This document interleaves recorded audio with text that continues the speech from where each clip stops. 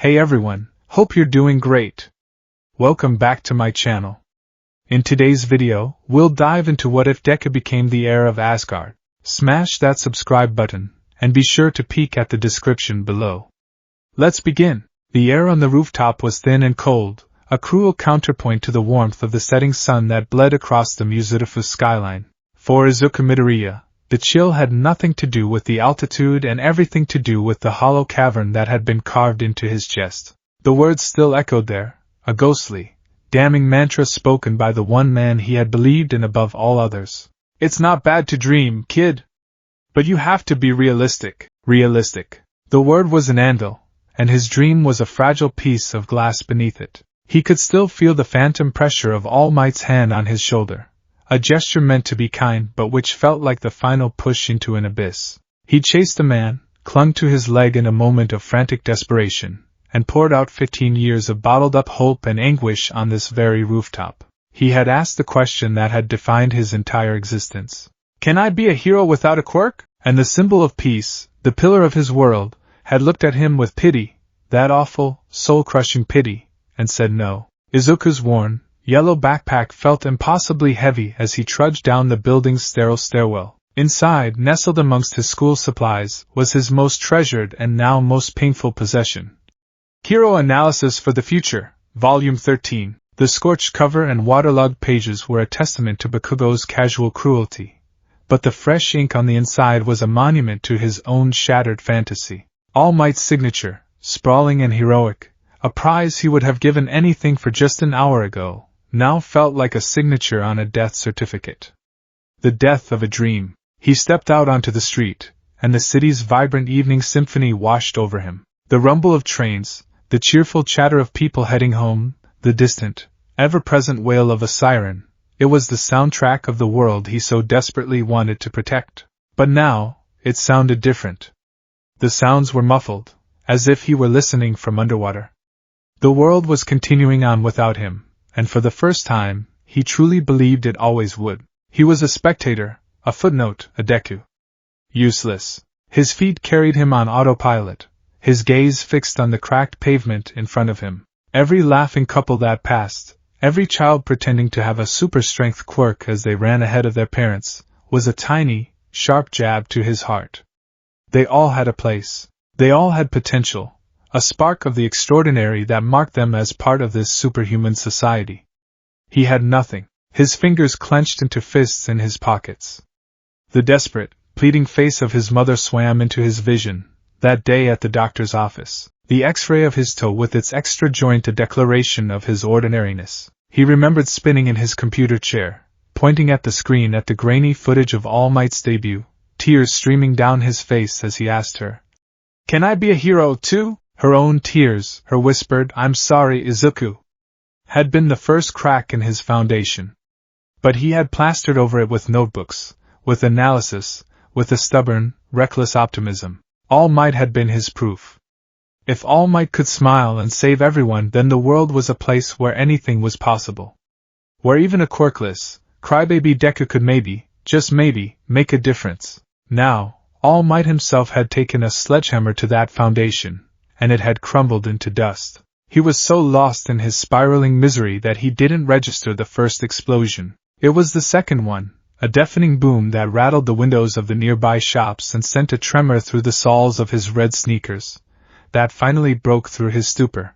A plume of black smoke billowed into the orange sky just a few blocks ahead, from the same underpass he'd been in earlier. Panic. Screams. People running away from the smoke, their faces masks of fear. A villain attack. Part of him, the broken part, wanted to turn and walk away.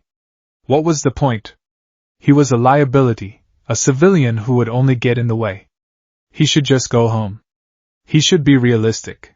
But the other part of him, the part that had meticulously filled 13 notebooks, the part that had spent every waking moment studying heroes, that part was already moving. His legs, traitorous and hopeful, were carrying him forward, not away.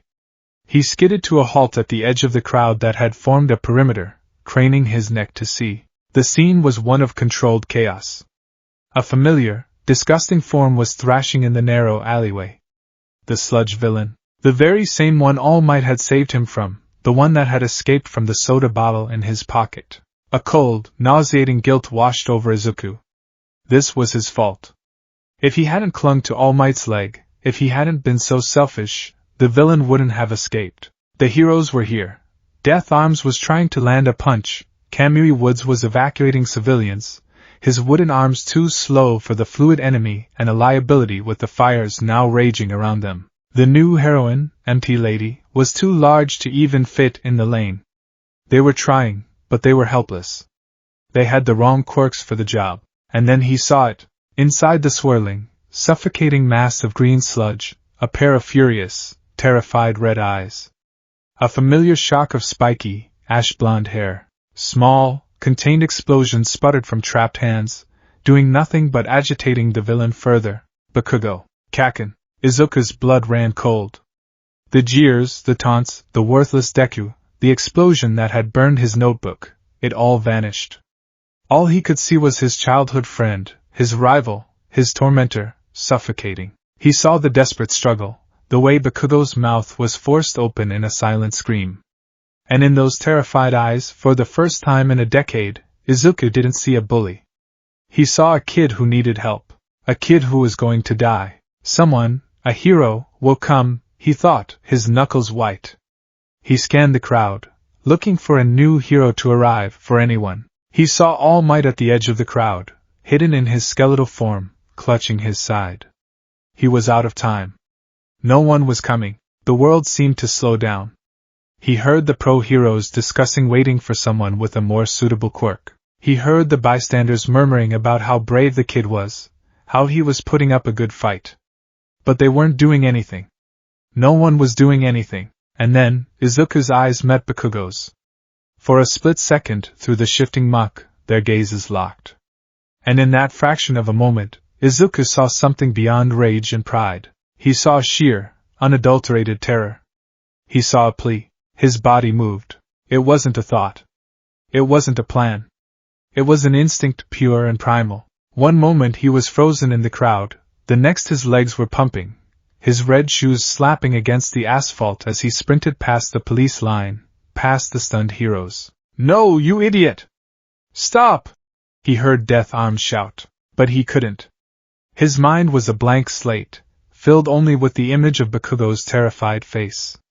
His backpack, his heavy, symbol of failure backpack, felt suddenly light. He swung it off his shoulders and, with a desperate yell, hurled it at the villain. It was a pathetic, foolish gesture. A kid with a backpack against a monster. But it was something. The corner of a heavy textbook inside caught the villain square in his massive, liquid eye. The monster recoiled with a gurgling roar of pain, his concentration on Bakugo faltering for a single, precious second. "Kaken!" Izuku screamed, his hands clawing uselessly at the sludge, trying to find purchase, trying to pull his friend free. "What the hell are you doing here, Deku?" Bakugo choked out, a mixture of fury and disbelief in his voice. "I don't know!" Izuku cried, tears streaming down his face, mixing with the grime. "My legs they just started moving. I couldn't just stand there and watch you die." For a moment, he thought he saw something flicker in Bakugo's eyes. But the villain was already reforming, his monstrous, slimy face turning its rage on the new, more fragile irritant. A tendril of sludge lashed out, ready to engulf him.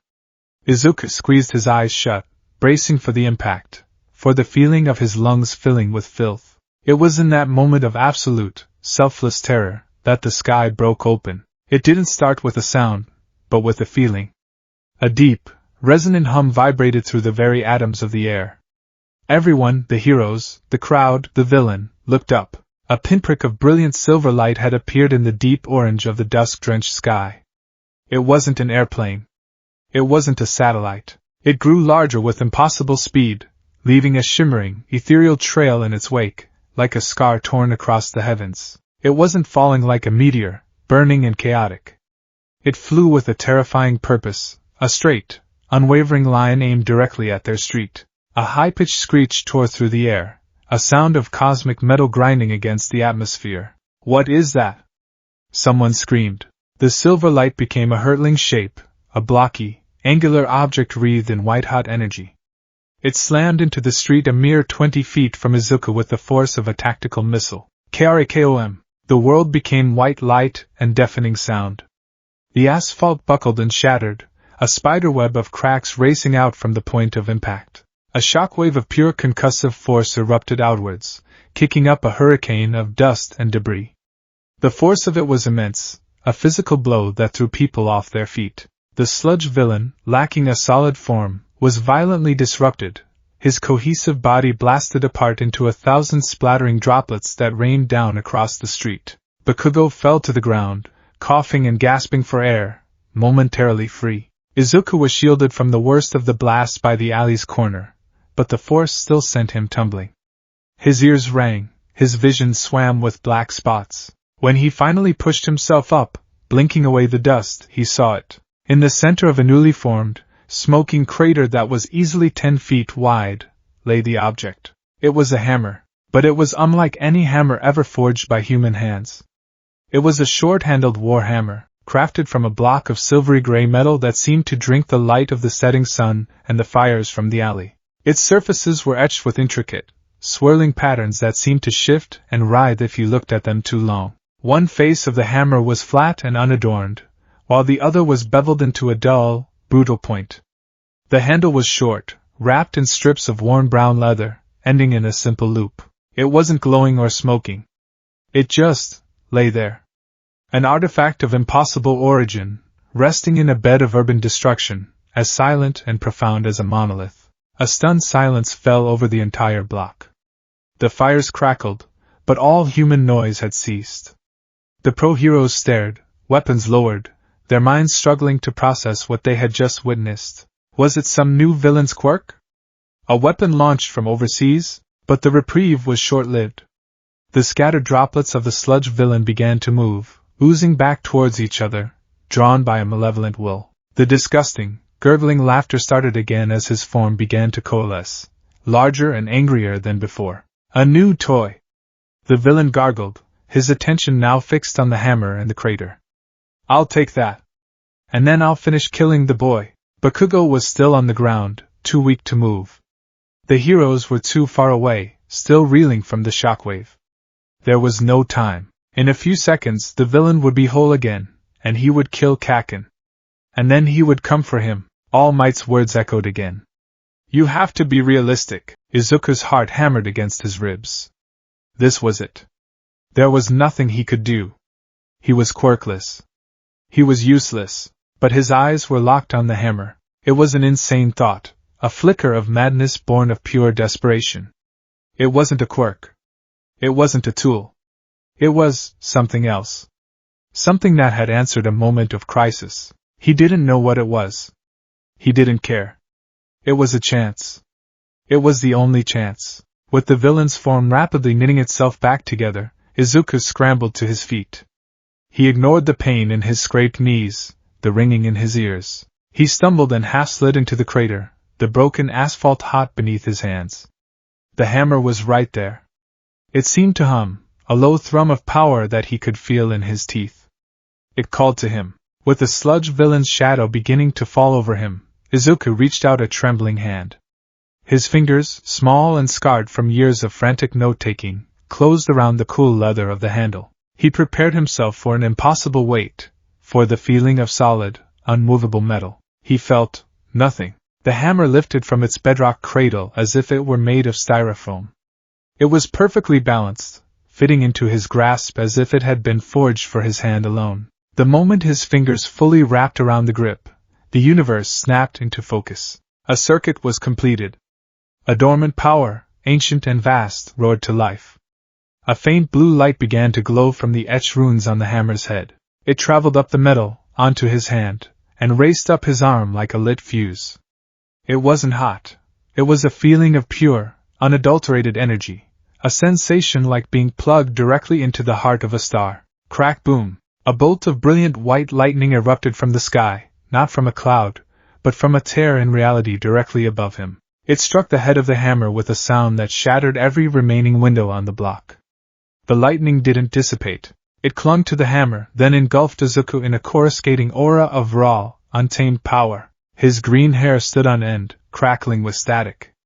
His eyes, once a plain green, now blazed with the light of a captured thunderstorm. His muscles, once wiry and underdeveloped, knotted and surged with a strength he could feel down to his very bones. His mind, once a frantic mess of fear and despair, was now filled with a sudden, shocking clarity. He could feel the electrical grid of the city, the static electricity in the clothes of the onlookers, the faint barometric pressure shifts that signaled a coming change in the weather. He felt connected to everything, a conduit for the storm itself. The sludge villain, now fully formed, paused. The gurgling laughter died in his throat. He stared at the small boy, who was no longer small. The child who had been trembling and crying was now a silhouette of blinding light and apocalyptic power, a boy wreathed in the fury of a god. Izuku didn't know how he knew what to do. The knowledge was simply there. It was as instinctive as breathing. With a yell that was no longer his own reedy cry but a crack of thunder, he swung. He wasn't a trained fighter. He didn't use a proper form. He just swung with all the desperation, all the hope, all the pain of his entire life packed into one motion. The hammer moved through the air with a deafening shriek. It didn't just blast the villain. It released a wave, a tidal surge of concussive force and pure, elemental lightning. The air itself seemed to detonate. The blast was not fire or shrapnel. It was a purifying wave of energy. The sludge villain didn't even have time to scream.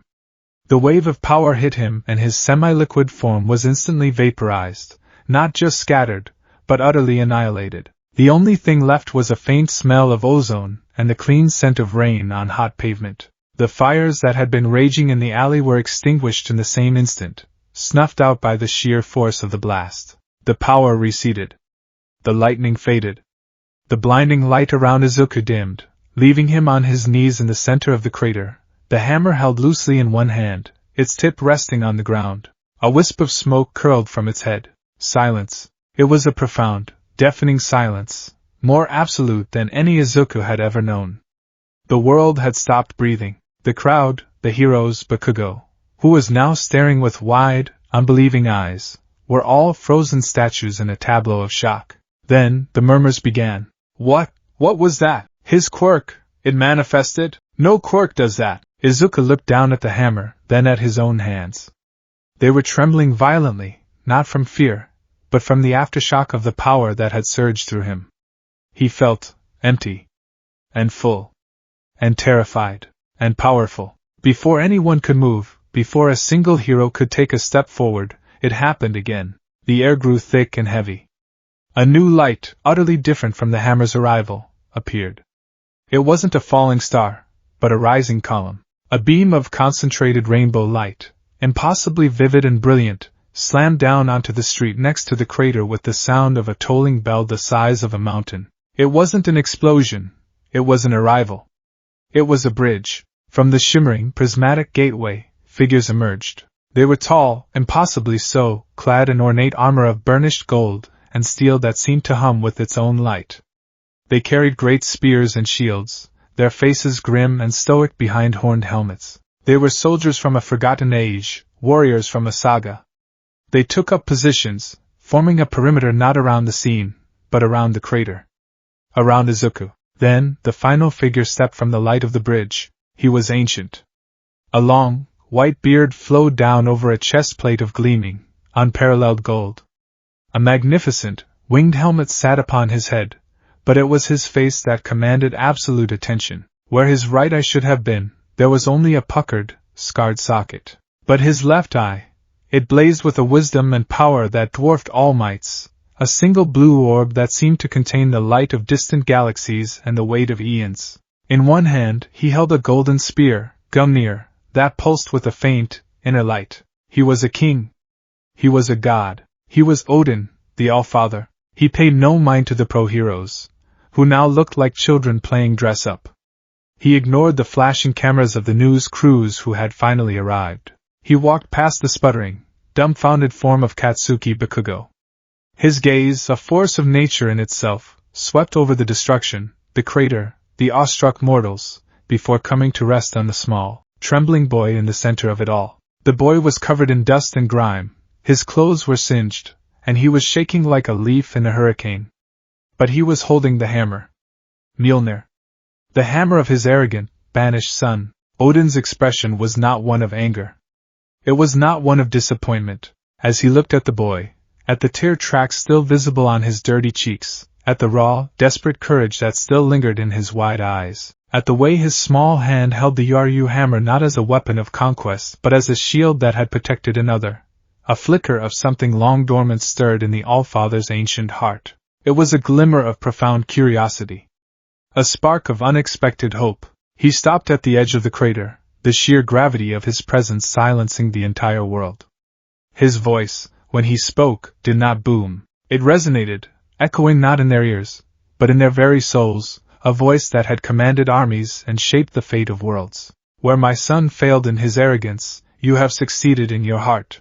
Odin's single eye softened, just a fraction, taking in the entirety of the boy before him.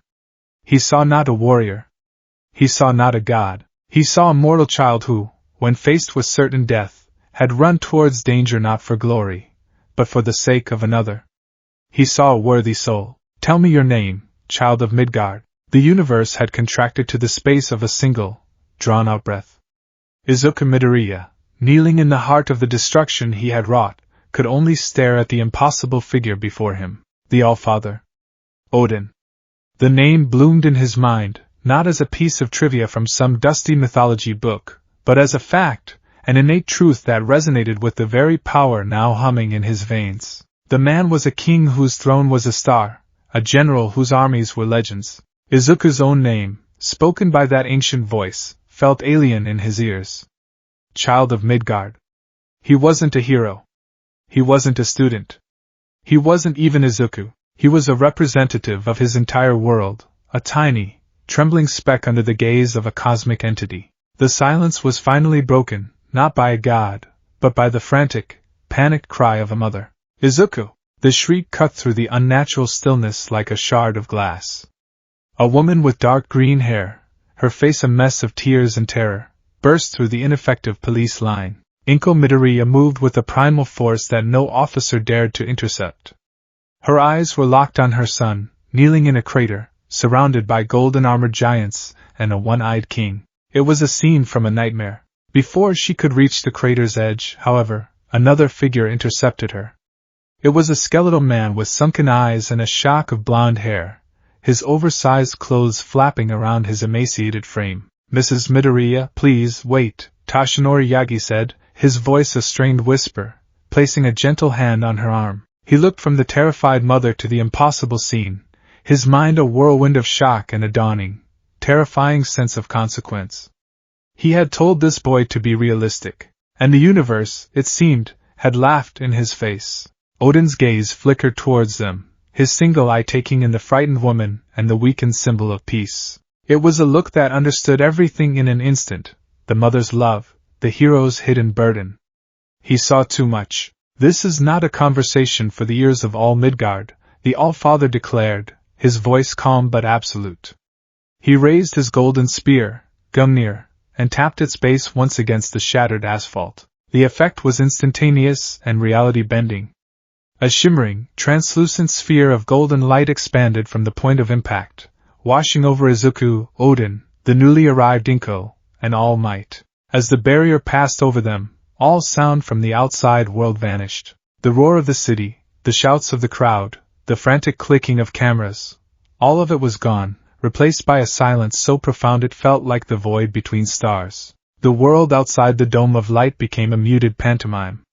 They could see the flashing lights of police cars, the gaping mouths of the onlookers, but it was all distant and unreal, like watching a silent film. The light inside their new, private space was soft and warm. The air was still and calm, free of the dust and the smell of ozone. It was a pocket of absolute tranquility carved into the heart of chaos. Inko stumbled, her panic momentarily short-circuited by sheer disorientation. All Might steadied her, his own expression grim as he stared at the Asgardian king. He felt naked, his weakness, his true form, laid bare before a being of such palpable power. What is this? Who are you? What have you done to my son? Inko finally managed, finding her voice and directing it, with all the ferocity of a protective mother, at Odin. Odin's expression did not change. He regarded her not with annoyance, but with a patience born of millennia. I have done nothing to the boy, madam. He has done this himself. I am merely here to understand why. He turned his gaze back to Izuku, who was still on his knees, Mjolnir's handle clutched in a white-knuckled grip. The boy looked up, his blazing green eyes wide with 1,000 questions. Stand, Izuku Midoriya, Odin commanded gently. As if pulled by strings, Izuku shakily got to his feet. The hammer felt less like a weapon and more like an anchor, the only solid thing in a world that had turned to liquid. First, Odin began, his voice filling the silent space. Let us address the concerns of the mighty All Might. He turned his eye to Tashinori. You hide your true form, but power leaves a scent. I can smell the ghost of great strength upon you, and the wound that bleeds it away. You are the guardian of this world, are you not? Tashinori coughed, a reflex of his injury, but his eyes were sharp. I am. And I need to know your intentions. That weapon, that power, it is not of this world. Indeed, Odin nodded. It is Mjolnir, the hammer of my son Thor. And it, like him, is bound by my judgment. He took a slow step towards Izuku, his golden armor making no sound. He gestured to the hammer in Izuku's hand. That weapon is enchanted. I placed the spell upon it myself, long ago. Whosoever holds this hammer, if he be worthy, shall possess the power of Thor. He paused, letting the word sink in. Izuku stared at the inscription on the hammer, runes he couldn't read but now, somehow, understood. Worthy. The word was a foreign concept to him. He was Deku. He was quirkless. Worthy of what? My son Thor, Odin continued, and a flicker of deep, ancient sadness crossed his face, a father's lament. He is strong. He is brave. But he grew arrogant, prideful. He saw power as a birthright, not a responsibility. He mistook might for worthiness. In his vanity, he instigated a war with our ancient enemies, the frost giants of Jotunheim, and threatened the peace of the 9 realms. For this, I stripped him of his power and banished him to your world, to Midgard, to learn humility as a mortal. The story was epic, mythic, utterly insane, but in the Allfather's telling, it had the simple, undeniable weight of truth. Izuku's analytical mind, his one true tool before this day, began to whirl. Banished to Earth? A test of character. The hammer was sent separately? Why? I sent Mjolnir after him, a test for his soul, Odin explained, as if hearing Izuku's thoughts. He would only be able to reclaim his power when he understood that a king's strength is not for his own glory, but for the protection of others. He failed. He could not lift it. His heart was still clouded by pride. Odin's gaze became piercing as it settled back on Izuku. But you lifted it. I don't understand, Izuku stammered, the familiar habit returning in the face of this overwhelming reality. Kaken, my friend was in trouble. The heroes couldn't. I had to do something. Precisely, Odin said, a faint smile touching his lips for the first time. You did not see a monster to be vanquished for glory. You did not see a crowd to impress. You saw a single life in peril, and you ran towards that danger with no power of your own, with no thought for your own safety, ready to sacrifice everything for another. That, child, is not recklessness. It is the purest form of self-sacrifice. It is the defining quality not just of a hero, but of a true king. The word hung in the air. King, Inko gasped, her hand flying to her mouth. All Might's eyes widened, the pieces of this cosmic puzzle clicking into a terrifyingly grand picture. Odin continued, his voice taking on a formal, resonant tone of proclamation. Asgard is without a worthy heir. Thor has yet to learn his lesson. My other son Loki is consumed by jealousy and ambition, his heart a tapestry of shadows. The throne of a realm that safeguards the peace of 9 worlds cannot remain in question. The universe requires stability. The All-Father requires an heir who understands that the crown is a burden of service, not a jewel of privilege. He took another step, standing directly before Izuku now. The sheer scale of him was breathtaking. Izuku had to crane his neck to look up at the ancient, weathered face. I saw your act, Izuku Midoriya. I felt it through Mjolnir, a shockwave of pure, selfless intent that resonated all the way to Asgard. In that moment you proved yourself worthy of more than just the power of Thor. Odin reached out a hand, not for the hammer, but to place it gently on Izuku's shoulder. The hand was heavy with the weight of ages, but the touch was surprisingly gentle. I, Odin Borson, All-Father of Asgard, Protector of the 9 realms, hereby declare you a candidate for the Asgardian throne.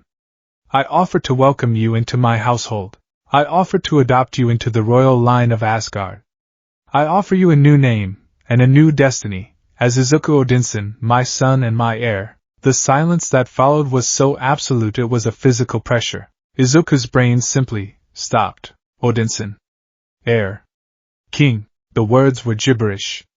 They were nonsense syllables from a language he didn't speak.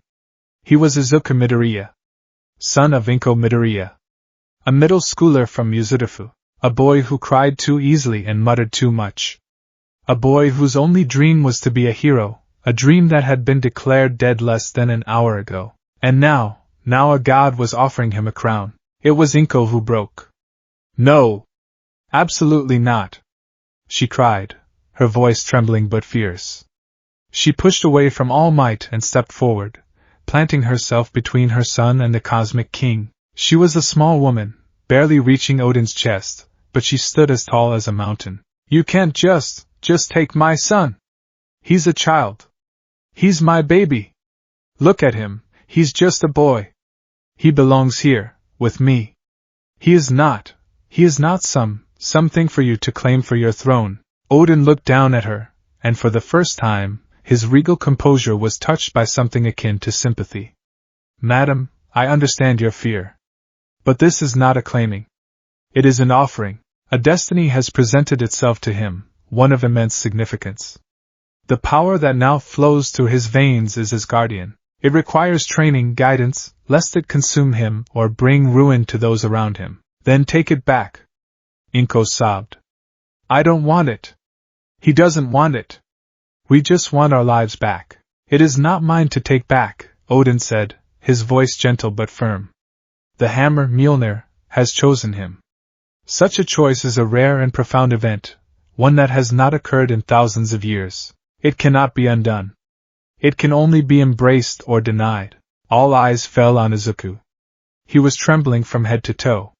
His mind was a battlefield. One side was screaming in terror, agreeing with his mother, wanting nothing more than to drop the impossibly light hammer and run home, to crawl into bed and pretend this was all a fever dream. But the other side was electrified. Power. The feeling of it, the lightning crackling through his limbs, the effortless way he had lifted the hammer, the way he had saved Kakin when all the pro-heroes were helpless. It was everything he had ever wanted. It was the ability to turn his desires into reality. The ability to save people. Can I be a hero without a quirk? All Might had said no. But Odin, a being infinitely more powerful, was saying he could be more. He could be a king, but what did that mean? To leave Earth? To abandon his home, his mother, everything he had ever known? To sit on a golden throne in a realm of gods? That wasn't his dream. His dream had a face. It was All Might's smiling, reassuring face. It was saving people with a smile, being a symbol of peace for the people of Japan. Not a cosmic monarch for the 9 realms. The conflict tore through him, and in the ensuing silence, he found his voice. It was small, shaky, but it was his. He started, and everyone looked at him. He swallowed hard, clutching Mjolnir's handle. My whole life, I've wanted to be a hero. Like him. He nodded towards All Might. Someone who saves people. Someone who makes everyone feel safe. That's my dream. It's the only thing I've ever wanted. He looked up at Odin, his eyes wet with fresh tears, but his gaze was surprisingly steady. If I become your heir, do I have to leave? Do I have to give up on my dream? Odin considered the boy. He saw the desperation, but beneath it, he saw an iron core of conviction. This wasn't a negotiation for terms. It was a clarification of purpose. The boy wasn't asking what's in it for me. But can I still help? The path of a king and the path of a hero are not so different, Odin replied, his voice losing some of its formal edge. A king's primary duty is the protection of his people. Your stage would simply be larger. But my people are here, Izuku said, his voice gaining a sliver of strength. He looked past Odin, through the golden barrier, at the silent, watching crowds. My home is here. The heroes I've looked up to, the school I want to go to, it's all here. He took a deep breath, and the counteroffer, the compromise born from his unbreakable dream, spilled out. I will accept, he said, and Inko let out a small, strangled gasp. I will accept your training. I will learn about this power. I will take on the responsibility you're offering me. He looked Odin directly in his one good eye. But I will not abandon Midgard. I will not abandon my dream. I still want to go to Yui High School. I want to pass the entrance exam, and I want to train to be a hero here. I want to save people here. He braced himself for refusal, for anger. He was a mortal boy making demands of a god. It was insane, but Odin did not get angry. A slow, deep chuckle rumbled in his chest, a sound like continents shifting. A dual education, then? A prince of Asgard studying amongst mortals, learning the ways of a king in my court, and the ways of a hero in your schools. He stroked his long, white beard, a thoughtful, almost amused look in his eye. Unconventional. Unprecedented, and perhaps, exactly what is needed. A king who does not forget the feel of common soil beneath his feet is a king who will not lose his way in the clouds. All Might, who had been listening with rapt attention, finally stepped forward.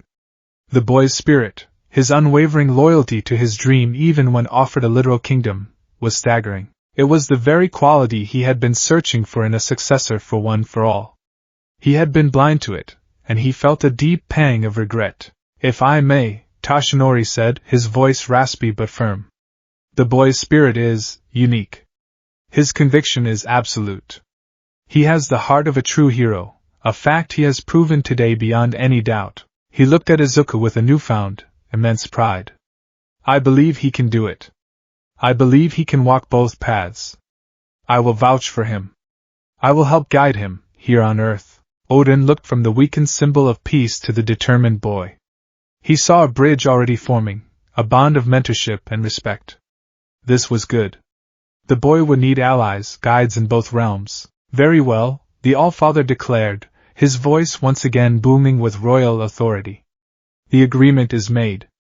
You, Izuku Midoriya, will be my heir. You will travel to Asgard for instruction in your new abilities, in our history, and in the art of statecraft. But you shall be permitted to live here on Midgard, to pursue your heroic education at this Yui High School. He smiled, a true, genuine smile this time. It was a fearsome, magnificent sight. It seems I have found an heir with the courage to bargain with a god. This bodes well for your future reign. The sheer weight of the words, the finality of the agreement, finally crashed down upon the last person standing. My baby, an alien prince, commuting, to space school. Inko Midoriya whispered, her eyes wide as dinner plates. She looked at her son holding a mythical war hammer. She looked at the giant, golden king who was now her son's adoptive father. She looked at the #1 hero in his secret skinny form. The absurdity of it all, the sheer, crushing impossibility of the last 10 minutes, proved to be too much for her nervous system. Her eyes rolled back in her head, and with a soft sigh, she fainted, collapsing gracefully into All Might's surprised arms. Ah, Odin noted with a hint of clinical detachment. Midgardian mothers are perhaps more fragile than I recall. He turned back to a panicked Izuku, who had started toward his mother. Worry not, child. Her spirit is merely overwhelmed. She will recover. He raised Gungnir again. I must return to Asgard. Matters of state, and the matter of my other sons, require my attention. He paused, then from a pouch on his belt, he produced a small, smooth, gray stone. It was flat and unassuming, with a single, complex rune carved into its surface. He pressed it into Izuku's free hand. This is a Bifrost stone, he explained. It is attuned to you and you alone. When you need to travel to Asgard, or when I need to summon you, hold it and focus your will upon the Golden Realm. Heimdall, our gatekeeper, will see you and open the way. Do not lose it. Izuku stared at the simple stone, the key to another world resting in his palm. It felt slightly warm to the touch. Our time for proper introductions is short, Odin said, his form beginning to shimmer as the light of the Bifrost gathered around him and his honor guard. But we will have much time in the years to come, Izuku Odinson. With a final, meaningful look, the All-Father and his warriors were consumed by the brilliant rainbow light. The column of energy surged, and with another sound like a celestial bell, it shot back up into the sky and vanished, leaving only an eerie silence and a strange, geometric burn mark on the street. The golden sphere of silence collapsed. Sound rushed back in, a tidal wave of noise. The shouts of the crowd, the wail of sirens, the frantic questions from the police and other heroes. Izuku stood in the crater, the mythical hammer in one hand, a trans-dimensional key in the other. Beside him, a half-unconscious Inko Midoriya was slumped in the arms of a skeletal All Might. The world was staring at him, their faces a mixture of awe, fear, and utter confusion. His life was over. His life had just begun. He looked at the hammer, then at his still trembling hands. A single, hysterical giggle escaped his lips. The despair of an hour ago felt like a lifetime away, a story that had happened to someone else. He had been told he couldn't be a hero. Now, he was going to be a hero. And a prince. And apparently a god of thunder. He was definitely going to need a new notebook. The 10 months that followed the sludge villain incident were a study in duality, a life lived in two worlds so starkly different they might as well have been in separate universes. Which, Izuku supposed, they were. His life in Muzdalifa was one of quiet, intense preparation.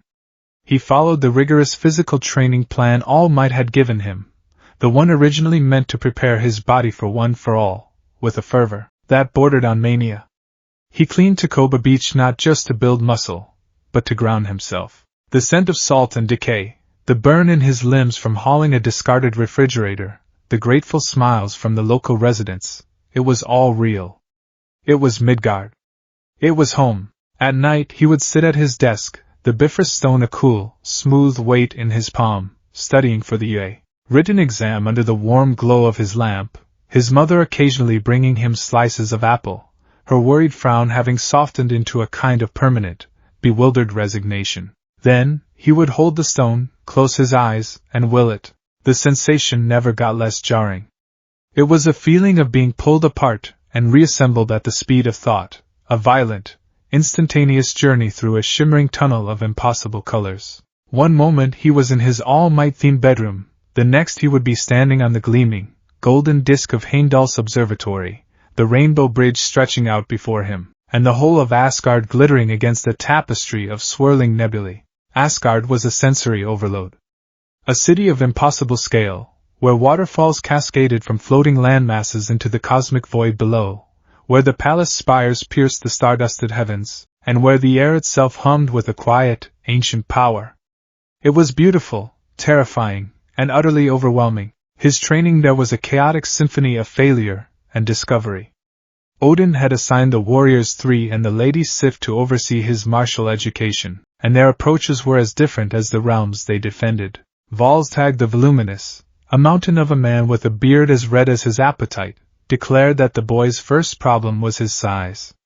A king cannot command a battlefield on an empty stomach, he'd bellow, plying Izuku with roasted meats and dense, honeyed bread until Izuku felt he would burst. His lessons were ones of endurance, of taking a blow and remaining standing, though Izuku suspected it was mostly an excuse to have a feast after every session. Fandral the Dashing, with his cavalier's smile and swordsman's grace, was openly disdainful.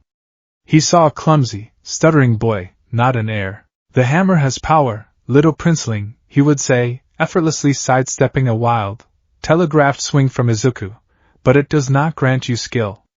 You fight like a farmer swinging a scythe. His skepticism was a constant, stinging reminder of how out of place Izuku was. Hogan the Grim was silent.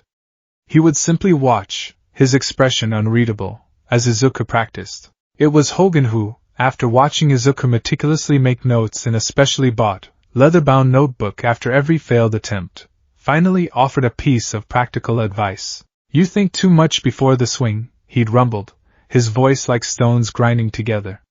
Think after. Your mind is your sharpest weapon. Use it to analyze your failures, not to predict them. This became Izuku's mantra. He embraced his inner analyst. His notebook, labeled Mjolnir Asgardian Power Analysis for the Future, Volume 1, quickly filled with frantic scribbles. Hypothesis: Mjolnir's flight isn't just propulsion, it's momentum manipulation. Spinning the hammer generates kinetic energy that can be converted into directional thrust. Need to calculate optimal rotation speed versus energy expenditure. Observation: lightning control is instinctual but imprecise. Feels like trying to grip water. Can I use the hammer as a lens? Focus the discharge through the head? Possible applications: non-lethal takedowns via targeted electromagnetic pulse? Can I magnetize surrounding objects? His first major breakthrough came during one such session. He was trying to master the hammer's return. He threw it at a practice pillar, willing it to come back to him. He misjudged the force of his mental command, and instead of flying gracefully back to his hand, Mjolnir rocketed back with such speed that he barely had time to yelp and dive out of the way. It smashed through the wall behind him, leaving a perfectly hammer-shaped hole in 3 feet of solid Asgardian stone. Fandral burst out laughing. Volstagg choked on a leg of fowl.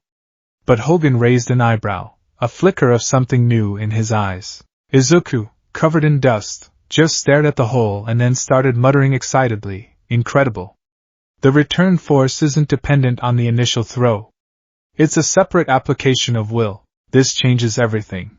It was in the quiet moments, however, that he truly began to understand his new role. Odin, burdened by the duties of the throne, had entrusted much of Izuku's non-martial education to his queen, Frigga. She was grace and wisdom personified. Where Odin's presence was a crashing wave, hers was the deep, calm ocean. She found him one evening in the royal library, a place so vast its ceiling was lost in shadows, staring blankly at a star chart that depicted the 9 realms. "They are large, are they not?" she asked, her voice a soft melody. "There, everything," Izuku whispered, overwhelmed. "How can one person, how can a king be responsible for all of this?" Frigga smiled gently. She didn't give him a lecture on politics or power. She asked him about his mother, about his school, about his favorite food, katsudon, he mumbled, blushing. She listened with genuine interest as he spoke about his small world, about his dream of being a hero. "A king who does not love a single soul cannot profess to love a kingdom," she told him, her hand resting on a massive tome of Asgardian law. "Your love for your home, your desire to protect the people you can see and name, that is not a distraction from your duty as heir, Izuku. It is the very source of your strength. Do not ever let the scale of the 9 realms cause you to forget the value of a single, precious life. That is the lesson your brother Thor is still learning. It is the lesson you already seem to understand." It was Frigga who taught him that a crown wasn't just power, but empathy. It wasn't just command, but diplomacy. It was she who assured him that his heart, the very thing he'd always seen as a weakness, was his greatest royal asset. The final piece fell into place a week before the exam. He was back on Earth, cramming for his finals, the pressure mounting. He felt a wave of anxiety, a familiar feeling of being utterly out of his depth. He was going to fail. He was an imposter in both worlds. On instinct, he reached out his hand, a gesture of longing for the solid, reassuring weight of the hammer he'd left resting in the Asgardian training grounds millions of miles away. He closed his eyes and focused, not on its location, but on his need for it. He felt a familiar tug. A pinprick of light tore through the sky outside his window. With a sound like a thunderclap ripping through a vacuum, Mjolnir smashed through the dimensional barrier, streaked across the sky of Muzidafu, and slammed into his waiting palm with the satisfying thud of a perfect catch. It didn't even rattle the all-might action figures on his shelf. He stared at it, his heart pounding. He had summoned it. Across realms. A wide, incredulous grin spread across his face. He could do this. The day of the UA entrance exam dawned bright and clear. Izuku stood before the towering gates of the most prestigious hero academy in Japan, a sea of nervous and excited teenagers flowing around him. He wore a simple tracksuit, but 10 months of Asgardian food and hauling refrigerators had changed him. He was no longer the scrawny, hunched-over boy. He stood taller, his shoulders broader, with the lean, dense muscle of a fighter. But inside, the old Izuku was still there, his stomach doing nervous somersaults. He clutched the straps of his yellow backpack, a comforting, familiar habit. Mjolnir was not with him. He had left it on Asgard, determined to pass the written portion of the exam on his own merit. He would only call upon it for the practical. Out of my way, damn nerd. The voice was a low growl, laced with the familiar scent of nitroglycerin. Izuku turned to see Katsuki Bakugo striding past him, hands shoved in his pockets. Bakugo didn't even look at him, but Izuku saw the slight widening of his eyes as he took in Izuku's changed physique. He saw the twitch in his jaw, the suppressed rage that had been simmering for 10 long months. The world had seen Deku, the quirkless loser, inexplicably wield godlike power. Bakugo had seen his entire reality, his place at the top of the food chain, shattered in an instant. He hadn't spoken a single word to Izuku since. Izuku just watched him go, a pang of old fear mixed with a new, quiet resolve. As he took a step forward, his foot caught on an uneven flagstone. He stumbled, a clumsy, mortifying lurch forward. He braced for impact with the ground, but it never came. He just stopped, floating an inch from the pavement. Whoa! Are you all right? A bright, cheerful voice asked. Izuku righted himself, turning to see a girl with a round, friendly face and big, brown eyes. She had her fingers pressed together. Sorry for using my quirk on you without asking, but it's a bad omen to fall right before the exam, right? Oh. Thank you. Izuku stammered, his face flushing. I am fine. She released him, and he landed softly. My name's Ochako Uraraka. This is so nerve-wracking, isn't it? Good luck in there, she said with a brilliant smile, before hurrying off towards the main building. Izuku stood frozen for a moment. He had talked to a girl. And not fainted. Maybe Asgardian diplomacy lessons were good for something after all. The written exam was difficult, but his mind, sharpened by lessons with Frigga and his own analytical nature, saw him through. It was in the massive auditorium, waiting for the practical exam briefing, that the true pressure began to build. The hero present Mike took the stage, his booming voice echoing through the hall. Hello, potential students. Welcome to the main event. He explained the rules, a 10-minute mock battle and a massive urban replica. Examinees would fight 3 types of robotic villains, worth 1, 2, or 3 points respectively. The goal was to score as many points as possible. A tall, serious-looking student with glasses and engines in his calves shot to his feet, hand raised ramrod straight. Sir, on the printout, there are 4 types of villains listed. If this is a misprint, it is a disgrace to UA's reputation, he declared, before turning and pointing directly at Izuku. And you, with the curly hair, you have been muttering and distracting everyone this entire time. If you are not taking this seriously, then you should leave, Izuku squeaked, hunching his shoulders as all eyes turned to him. Sorry, he mumbled, his cheeks burning. Present Mike just laughed. All right, examinee 7111. Thanks for the call out. The 4th villain type is a 0-pointer. It's an arena trap, a massive obstacle. It's worth 0 points. My advice? Just run away. The students were dismissed to their designated battle centers. Izuku found himself at Battle Center B, his heart hammering against his ribs. The other examinees were stretching, showing off their quirks. One boy shot lasers from his navel. A girl had plugs dangling from her earlobes. They all looked so confident, so powerful.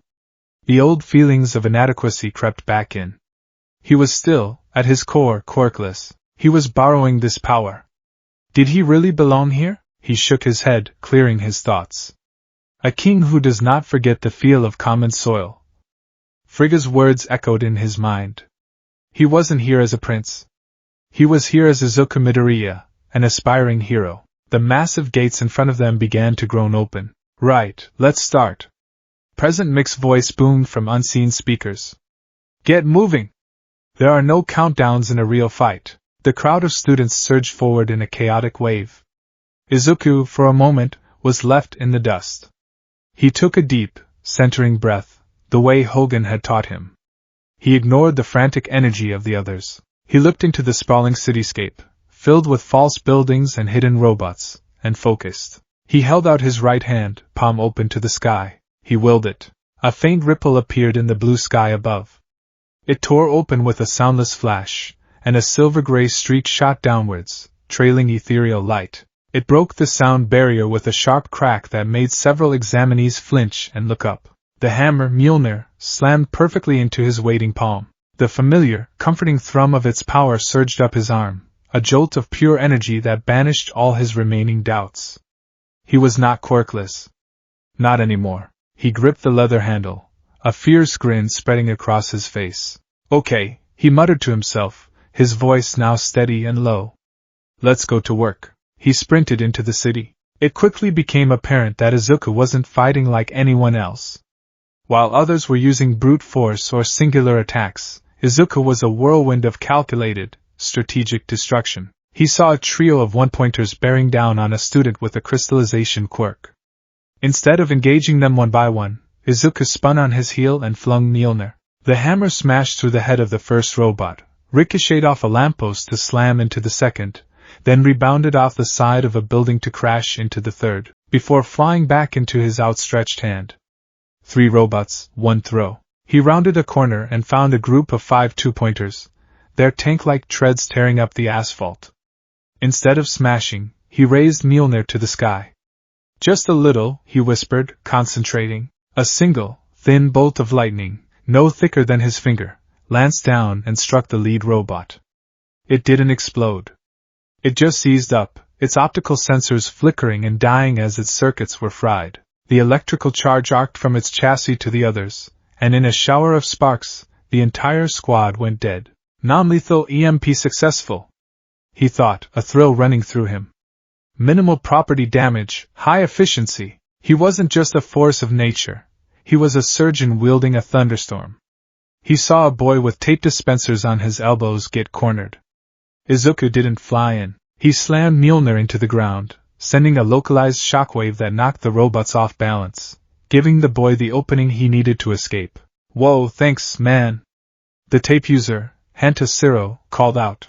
Izuku just gave a quick nod and a smile, a real one, not a nervous grimace, and was gone. He saw the girl from the entrance, Uraraka, in trouble. She was making robots float with her quirk, but she was starting to look nauseous, and 2 three-pointers were closing in on her, their pincers snapping. Hey! Need a hand? He shouted. She looked over, surprised. Before she could answer, Izuku was there. He didn't smash the robots near her, fearing the shrapnel would hit her. Instead, he swung Mjolnir and a controlled gust of wind, a miniature tornado, erupted from the hammer, lifting the robots off the ground and sending them tumbling away. Wow! Thank you? She said, looking relieved. Be careful. You're at your limit, right? Izuku said, his analytical eyes noticing her pale face.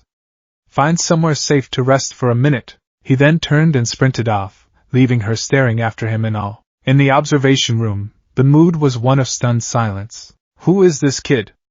A weary-looking man with long black hair and a scarf muttered, his eyes glued to the main screen. Shota Aizawa had seen thousands of prospective students, but never anything like this. His file says he's quirkless. This is not quirkless. The energy readings are astronomical, and they're not biological. A chimera in a suit, Principal Nizu said, his black eyes gleaming with intense curiosity. It's external, elemental, almost magical, and his application of it. He's not just rampaging. He's strategic. Precise. Look there, on the screen. Izuku was deflecting a laser blast with the flat of his hammer, angling it to strike another robot across the street. He's racked up 78 villain points already, one of the other teachers whispered. And look at this. 25 rescue points? He's been actively protecting other examinees without sacrificing his own score. All Might, in his skeletal form, stood at the back of the room, a grin so wide it threatened to split his face. He felt a tear of pure, unadulterated pride prickle at the corner of his eye. He had been so wrong. So blind. The boy hadn't needed his power.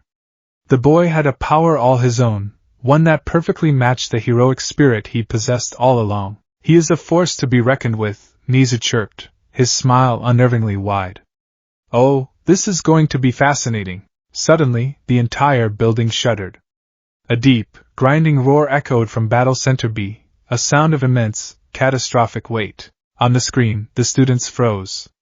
The ground trembled, and from behind the tallest buildings, a shadow fell over the entire cityscape.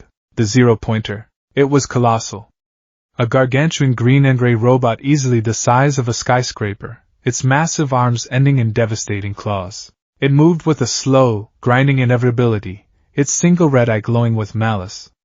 Buildings weren't obstacles, they were kindling. It smashed through a 10-story structure as if it were made of cardboard, the rubble raining down on the streets below. The reaction was instantaneous. Panic. It's the zero-pointer. Run! It's not worth any points. We gotta get out of here. The examinees, their competitive drive replaced by primal fear, turned and fled, a stampede of terror racing for the exit. It was the correct, logical response. Izuku was about to do the same. His training had taught him to pick his battles. This was an obstacle, not a target. But as he turned, he heard a cry of pain. He whipped his head around. There, in the shadow of the advancing behemoth, was Uraraka. A large slab of concrete, dislodged by the robot's rampage, had pinned her leg to the ground. She was struggling, her face white with pain and panic, but the debris was too heavy. She was trapped. Directly in the path of the zero-pointer, the world went silent for Izuku. Everything narrowed to the girl on the ground and the giant of metal and wires bearing down on her. He saw her terrified eyes. He remembered Bakugo's face in the sludge. He heard Frigga's voice. Do not ever let the scale of the 9 realms cause you to forget the value of a single, precious life. There was no choice. There was never a choice. A new surge of power, deeper and more potent than before, answered his resolve. The air around him began to crackle. Blue-white lightning, no longer controlled and precise but wild and furious, began to arc from his body to the head of Mjolnir. He gripped the handle with both hands, his knuckles white. In the observation room, Aizawa sat bolt upright. What is he doing? He's not thinking of. The energy output just spiked beyond the scale, another teacher said, her voice trembling. It's like a natural disaster is centering on him. Izuku took a deep breath, the air tasting of ozone. He needed to get to her. He needed to get up there. He remembered his notes, the frantic scribbles about momentum and thrust. He'd never tried it before. It was just a theory, no time to think. Only time to act. He began to spin Mjolnir at his side, faster and faster, a low hum building into a high-pitched roar like a jet engine. The hammer became a silver-gray blur, kicking up a vortex of wind and dust around him. He bent his knees. And he jumped. At the apex of his jump, he released the spin, converting all of the rotational energy into a single, explosive burst of upward momentum. He didn't just fly. He launched. He shot into the air like a cannonball, a streak of green and lightning, Mjolnir held out in front of him like the tip of a spear. As he soared past the 20th, 30th, 40th story, he let out a roar, a battle cry that was a declaration of everything he was and everything he wanted to be. It wasn't polished or practiced like All Might's famous lines. It was raw, heartfelt, and utterly his own. For a brighter tomorrow, he aimed for the head. The zero-pointer's massive optical sensor fixed on the approaching projectile, but it was too slow. Izuku, wreathed in the power of a divine storm, collided with its faceplate. The sound was not metal hitting metal. It was the sound of thunder and apocalypse. K-R-A-K-Blim. The robot's head didn't just dent or break. It imploded. Mjolnir, a divine celestial object moving at hypersonic speed, punched clean through the armored plating and the complex machinery beneath. A wave of concussive force and lightning blew out the back of the robot's skull in a shower of twisted metal and sparks. The colossal body, its brain utterly destroyed, froze for a single, silent second. Then, with a groan that shook the very foundations of the mock city, it began to topple backwards, away from Uraraka. Izuku was in freefall, the adrenaline leaving him as quickly as it had come. His body screamed in protest. He'd put too much power into that launch.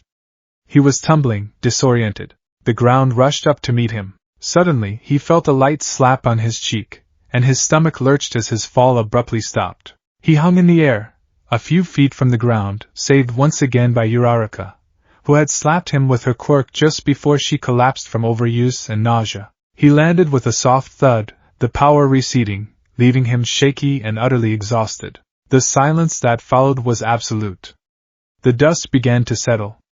The remaining examinees, who had stopped running to watch the impossible spectacle, stared with wide, unbelieving eyes. They looked at the toppled, decapitated colossus, then at the curly-haired boy standing amidst the rubble, the strange, ancient hammer resting by his side. In the farthest corner of the battle center, leaning against a half-demolished wall, Katsuki Bakugo stared, his whole body trembling with a rage so profound it was silent. He had spent the exam in a fury, blasting robot after robot, determined to get the highest score, to prove that he was, and always would be, number one. He'd seen Deku, seen the impossible hammer and the lightning. But this was different.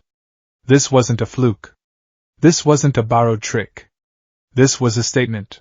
The useless, worthless pebble in his path had just punched a mountain in half. The world Bakugo had built for himself, a world with him at its apex, had just been leveled to the ground. Smoke curled from his clenched fists, his knuckles white.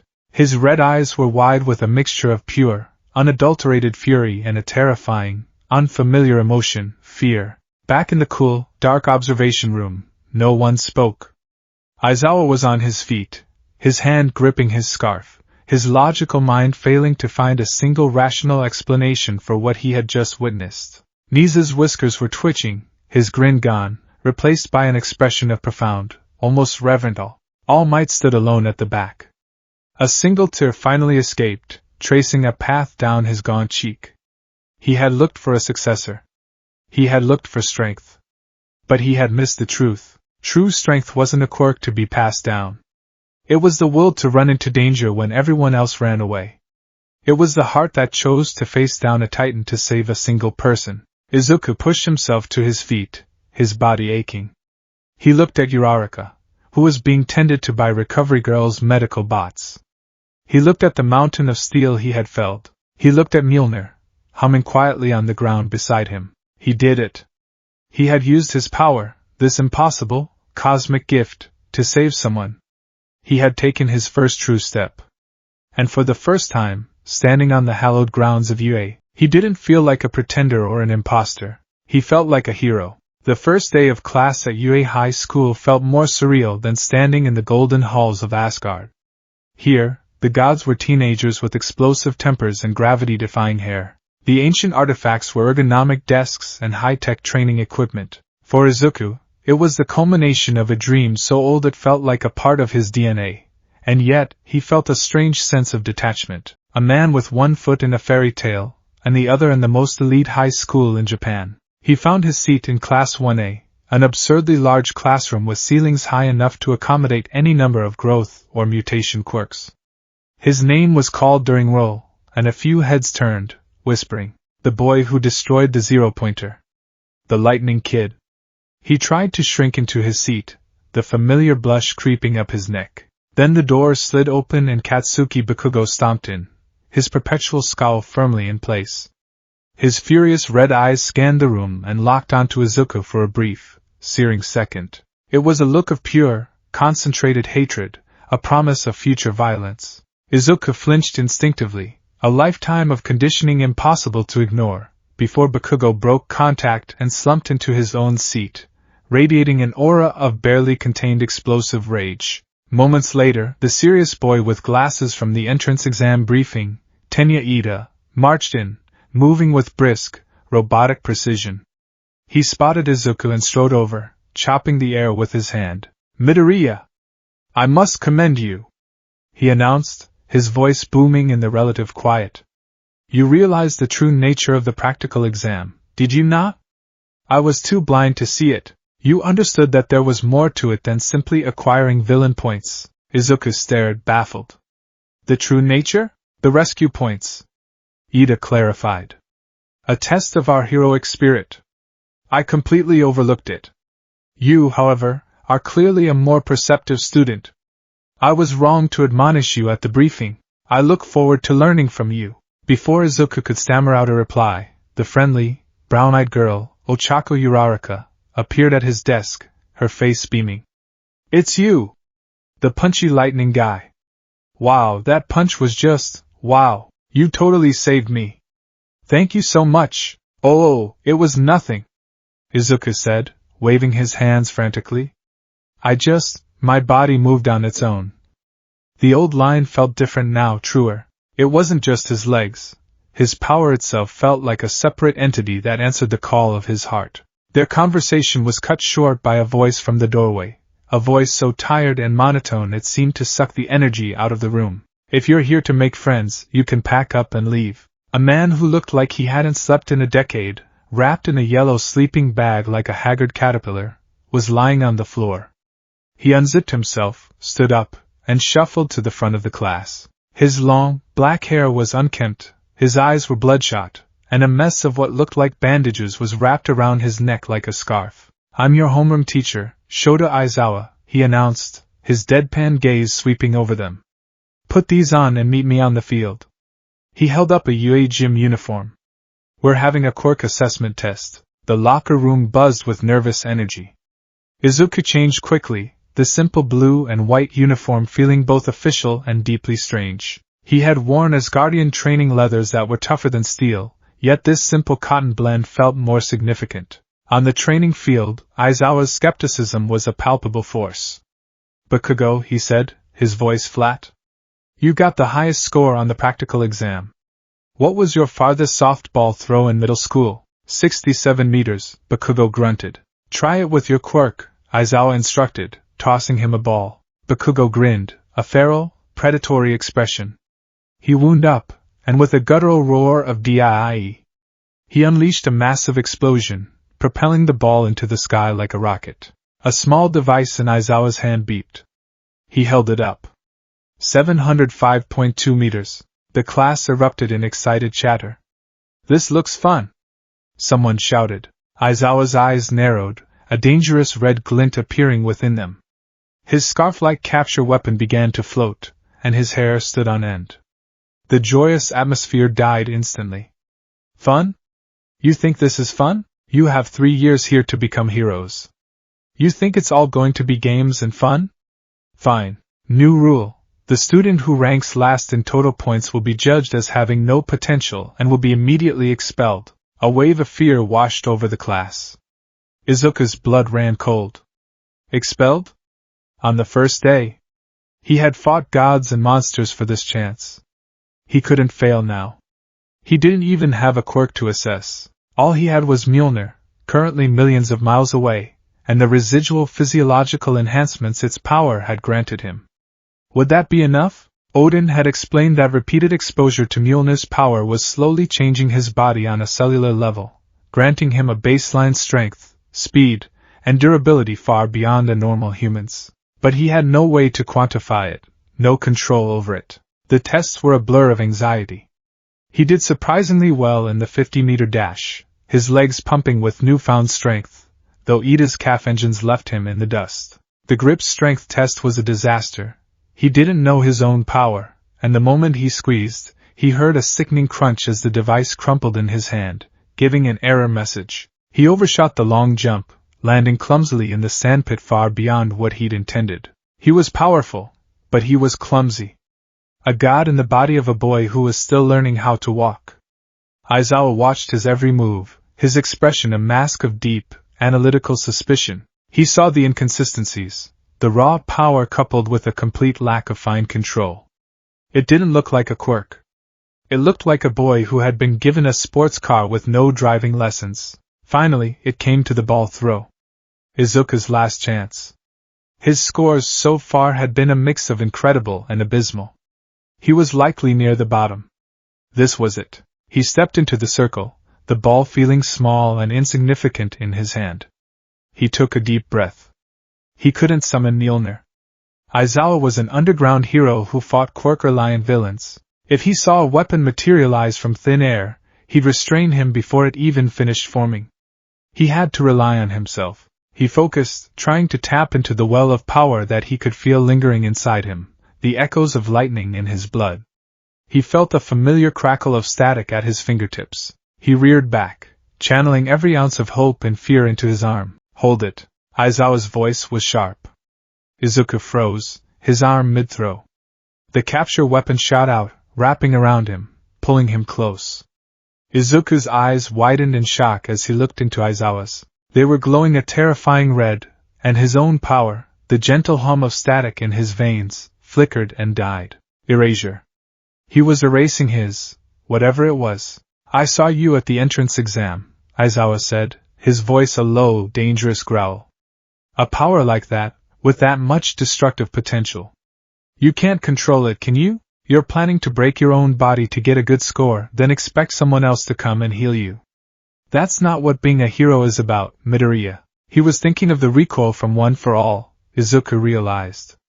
He thought Izuku had a self-destructive power quirk. You can't be a one-trick pony who's useless after a single attack, Aizawa finished, the pressure from his capture weapon increasing.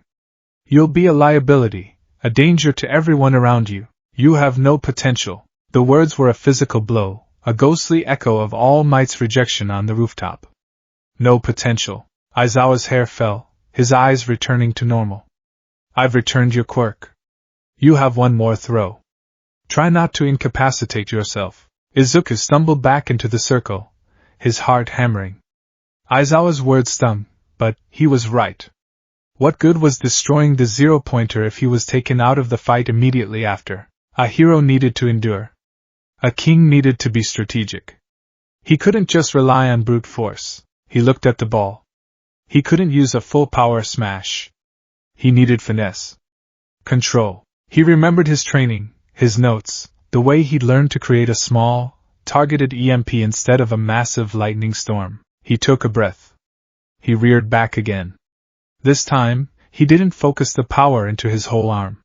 He channeled it down to a single point, the tip of his index finger. He threw the ball, and at the precise moment of release, he let out a tiny, controlled spark of raw Asgardian energy, a miniature lightning bolt no bigger than a firefly.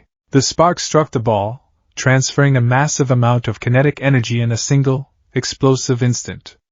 The ball shot forward with a sonic boom, leaving a smoke ring in its wake. It wasn't as visually spectacular as Bakugo's explosion, but the result was undeniable. Aizawa's device beeped. He held it up. 705.3 meters. Aizawa's lips quirked into a ghost of a grin, a terrifying, manic smile. He can do it, he muttered to himself. The kid has potential after all. Izuku let out a breath he didn't realize he'd been holding, his finger throbbing with a dull ache. He hadn't broken himself. He had controlled it. He had passed. As he walked back to the group, Bakugo stared at him, his mouth agape, his face a mask of incandescent fury. He controlled it? That damn nerd, he was hiding this from me? All this time? The narrative in Bakugo's head was writing itself. Deku hadn't been quirkless, he'd been mocking him, playing the victim his entire life while hiding a power that rivaled All Might's. The betrayal, imagined though it was, burned hotter than any of his explosions. Meanwhile, in a realm of starlight and gold, a different kind of drama was unfolding. Asgard. In the shadows of the immense, vaulted halls of the royal palace, Loki paced. He was a creature of elegant lines and sharp angles, his dark hair slicked back, his green eyes glittering with a dangerous, intelligent light. While Thor was a blunt instrument, a cudgel of honor and might, Loki was a razor blade, a thing of subtlety and cunning. He had watched the events on Midgard unfold through his cedar, his magic, a scrying pool showing him the dust and grime of the mortal world. He had watched his oafish brother Thor be humbled, stripped of his power, and found wanting. A smug, satisfying smile had played on his lips. With Thor gone, the path to the throne, his birthright, was clear. He had always known he was the one truly fit to rule, the one with the intellect and the foresight. Odin was a sentimental old fool, blinded by his love for his golden-haired firstborn. And then, the boy had lifted the hammer. Loki's amusement had curdled into disbelief, then into a cold, seething rage. A mortal. A scrawny, tearful, insignificant gnat from a backwater realm of dirt and noise. Odin had not only deemed this child worthy of Mjolnir, but had brought him here, named him Heir. It was the ultimate insult. It was a cosmic joke at his expense. He, Loki, son of Odin, or so he believed, Prince of Asgard, master of magic, had been passed over, first for the braying idiot Thor, and now for a child, a Midgardian. He had observed Izuku's initial training sessions with the Warriors 3, his expression one of bored contempt. He saw the boy's clumsiness, his fear, his pathetic muttering and frantic note-taking. This was the Allfather's chosen?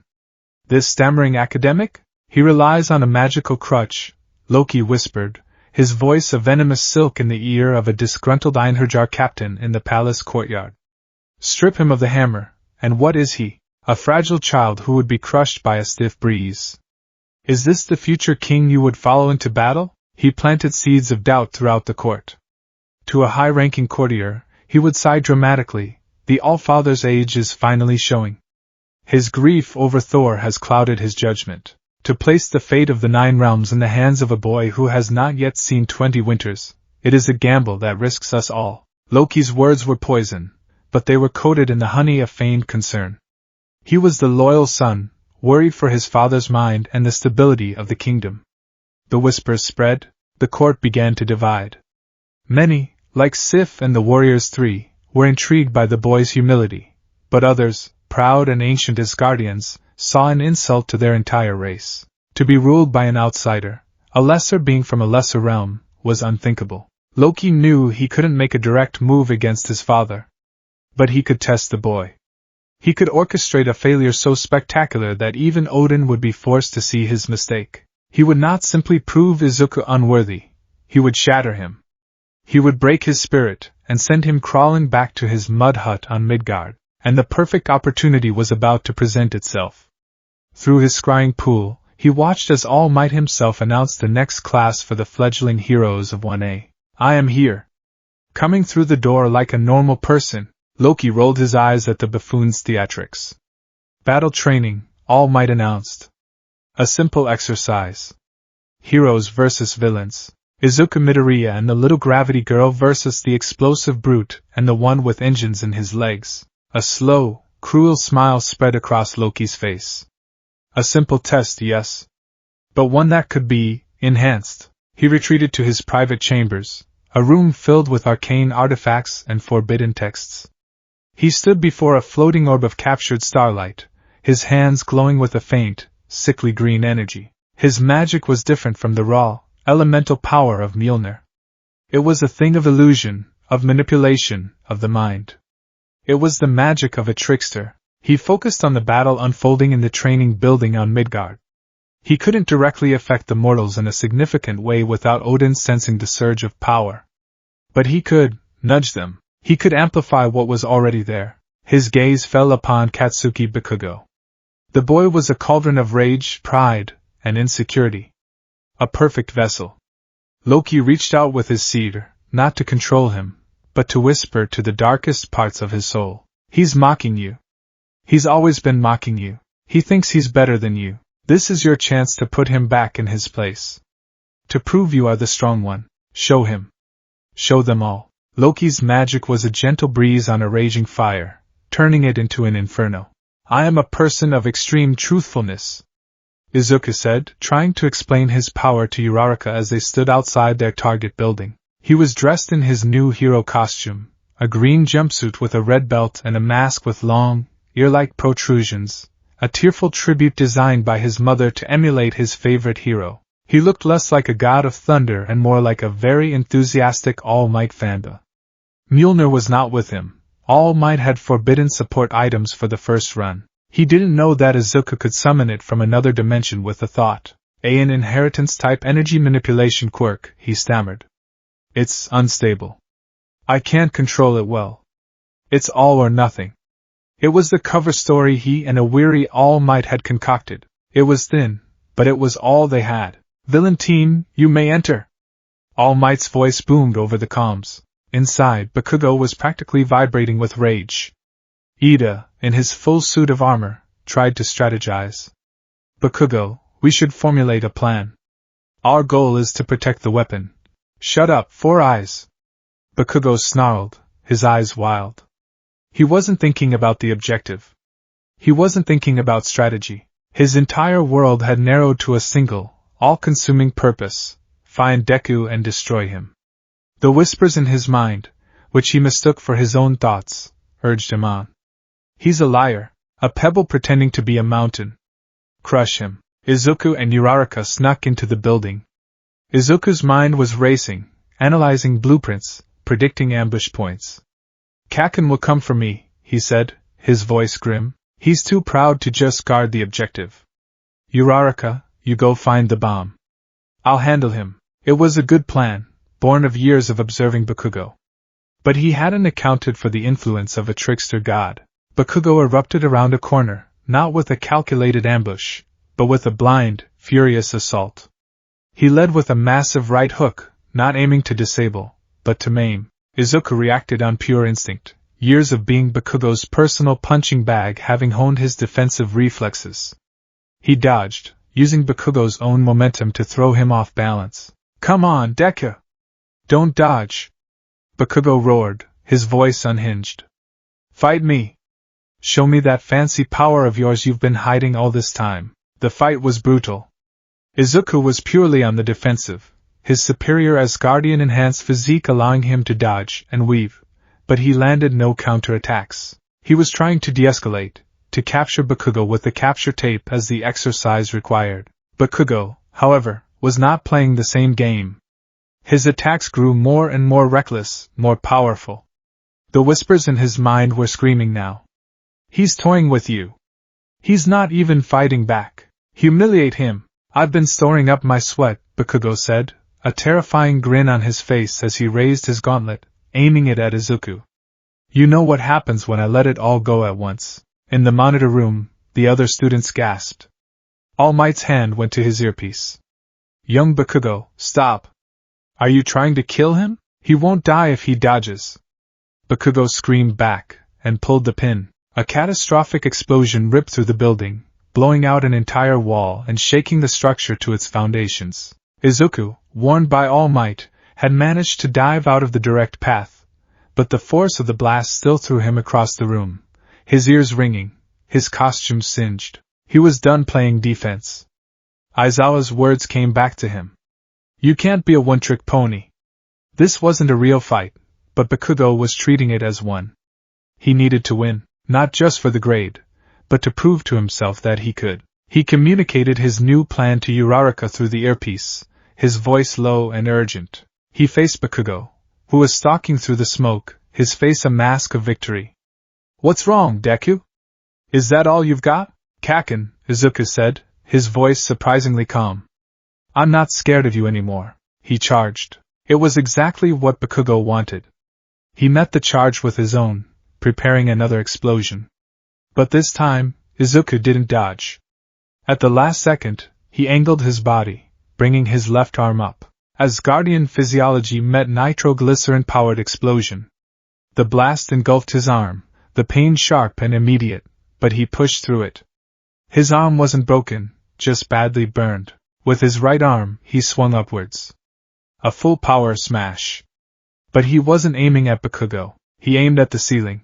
The punch, imbued with the full, unrestrained power he'd used on the zero-pointer, connected with the floor above. The result was apocalyptic. A shockwave of pure force blew upwards through every single floor of the building, the concrete and steel shattering like glass. Uraraka, who had been waiting above the objective, felt the floor beneath her disintegrate. Got it, she yelled, using her quirk on a piece of debris and swinging it like a baseball bat at the papier-mâché bomb. Comet home run. She touched the bomb, making it weightless, and leaped out of the hole in the floor, hugging the objective to her chest just as the comms blared. Hero team. Whyans! Izuku collapsed, his left arm a ruin of burns, his right arm shattered and broken from the force of his own punch. The echoes of a distant, cruel laughter seemed to flicker at the edge of his hearing, but he dismissed it as a side effect of the explosions. He had won. But it was a Pyrrhic victory. He had been pushed to his limit, forced to break himself, his control faltering under the pressure. In the monitor room, All Might stared at the screen, his fists clenched. The boy had won, but his lack of control was more dangerous than he'd thought. Bakugo's rage was a problem, but Midoriya's power, untamed, was a catastrophe waiting to happen. Back in his chambers, Loki smiled. The boy had won the exercise, yes, but he had failed the true test. He had been forced into a corner, pushed to use his power in a reckless, self-destructive way. He hadn't fought like a king, cool and in command. He had fought like a cornered animal. The victory was hollow, stained by a lack of control and an excess of destruction. A promising start, Loki purred to the empty room, his green eyes gleaming. But this is merely the prologue. The first lesson is over, little heir. Let's see how you handle the final exam.